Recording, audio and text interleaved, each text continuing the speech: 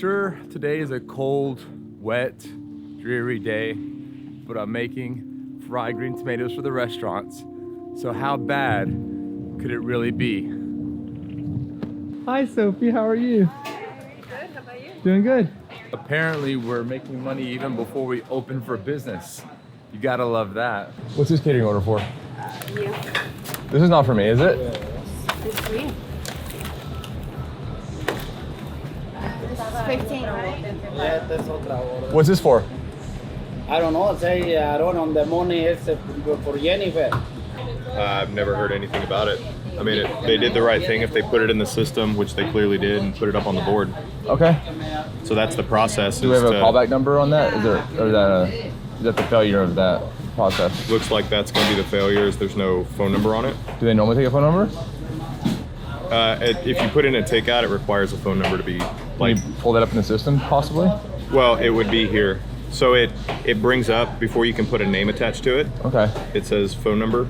So. But yeah, it would be underneath there. It's $300 Wait, of food with let's take a look at it. no person to eat it. We probably should find out. That's the food that you were referring to earlier, I think. Caterings. It is not a luxury, it's a necessity.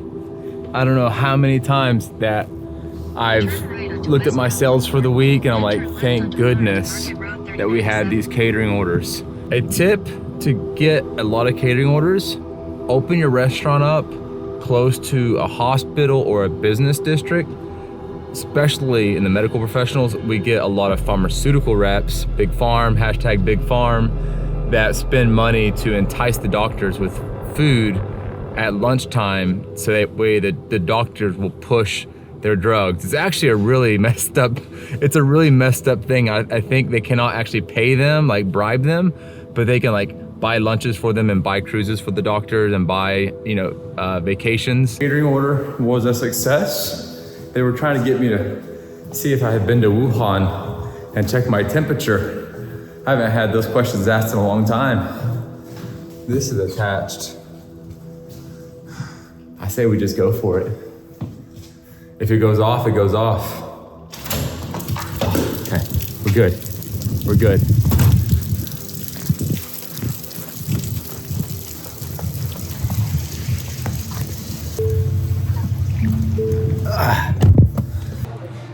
For whatever reason, I was feeling like Opa Greek Taverna to make my fried Greek tomatoes. Actually, that's what I should call them, fried Greek tomatoes. I think that sounds good. I'm gonna go back there, work with Chef Aaron, and make them happen. They're gonna be delicious. I think they will be. Time out real quick for the vlog. I'm so sorry, but we actually, for the vlog, did not make the fried green tomatoes. We did spend the day making it for our YouTube shorts and our TikTok channel, but we did go over the Russian Napoleon, sorta, kinda, because Aron just happened to be making one there in the kitchen. So anyway, proceed with the vlog. One dessert that we make a ton of at both of our restaurants is our Russian Napoleon. They call it millefeuille in French, which means 1,000 layers. It is made with layers of puff pastry and vanilla bean pastry cream. I make corn Napoleon every week. Make two for here and two for nachos. That's all layered and layered and layered. And it's light, airy, not overly sweet, and not overly heavy. It's a beautiful, well-balanced dessert. This is the bones of it that we're working on today. I wish you guys had a measuring tape to see how thick this dessert is.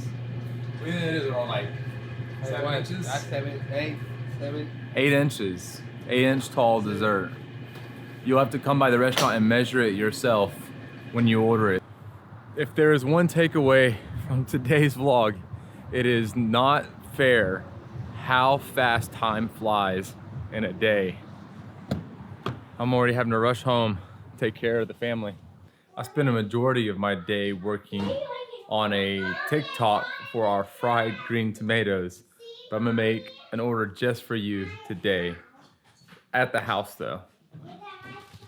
I have our tomatoes that have already been battered at the restaurant, and we're gonna pan fry them here at the house. So I have a little bit of vegetable oil getting nice and hot.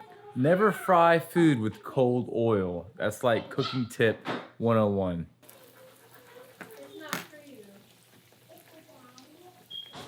I melted some mozzarella cheese right on top of the tomatoes, and I think they turned out really, really good. There's our fried green tomatoes. I'm gonna try one together. Ready? Careful, they might be hot. Mommy, could you please do the button to this? Please do the button. Thinner, maybe thinner, and with a dipping sauce. Well, I don't have the dipping sauce with me. A little bit. It's like kind of tasteless. Ava, you want a little bite of chocolate? Chocolate. What a fun day it was. Just like that, we're getting ready for bed. Chocolate before bed, probably not the smartest idea. Thanks for experiencing the life of a restaurant owner. Hopefully you learned something today, maybe about the big pharmaceutical companies. That's kind of an eye-opener. It was for me. By the way, the whole catering situation at the restaurant with the 3 catering orders ended up getting worked out. She just arrived like 20 minutes late. So there was no problems there. I just freak out when we cook like $400 worth of food and no one's there to pick it up. There's been situations where it was placed on the wrong day or did the wrong address. Just a lot of mistakes have happened over the past 10 years with catering orders. So I'm always like stressed out about it. I'm gonna get her a little bath, get her in bed, and I will see you tomorrow. Say good night. Say bye-bye. Bye-bye. Chocolate. Chocolate.